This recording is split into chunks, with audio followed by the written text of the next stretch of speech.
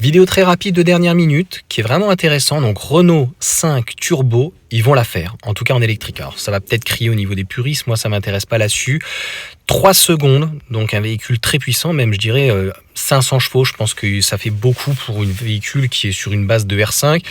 Il parle aussi de la 390, donc en 4 roues motrices, donc c'est un dérivé donc du châssis Mégane Scénic et surtout de la Nismo qui est à 60 000 €. Donc est-ce que ça sera plus cher ou est-ce que on va réussir à avoir des tarifs aux alentours des 50 000 €? Ça fait déjà un très gros budget.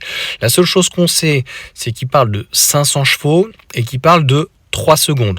Un look qui est complètement différent, donc je te laisse découvrir en intégration, donc c'est pour ça que je fais une vidéo comme ça.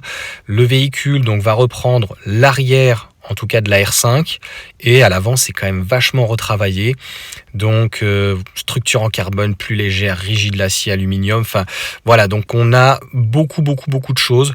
La future R5 Turbo développera plus de 500 chevaux sur une propulsion, même 3 secondes. Je pense qu'ils peuvent même arriver dans les 2 secondes, même peut-être en dessous, je ne sais pas, pour 500 chevaux.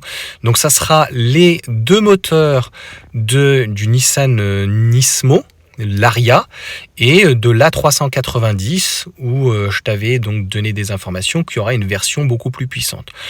Donc Renault bientôt en WRC. Donc voilà pour les informations.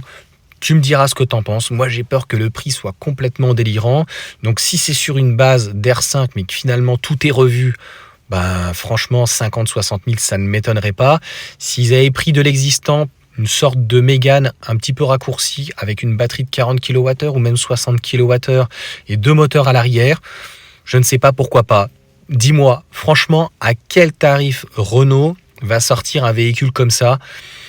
50-60 000, ça me paraît très, en tout cas, non pas logique, mais pas délirant, même acceptable, ça fait beaucoup d'argent. 60-80 000 €, ça commence à faire beaucoup. On peut se poser la question, hein, quand on voit de toute façon la N, donc au niveau de la Ioniq 6, la 5, en N qui est à 78 000 €, je crois, si je ne dis pas bêtise, pratiquement 80-90 000, ça reste quand même même si c'est une très belle sportive, ça reste donc voilà, une coréenne, et autant taper éventuellement une Porsche ou éventuellement une Tesla Performance.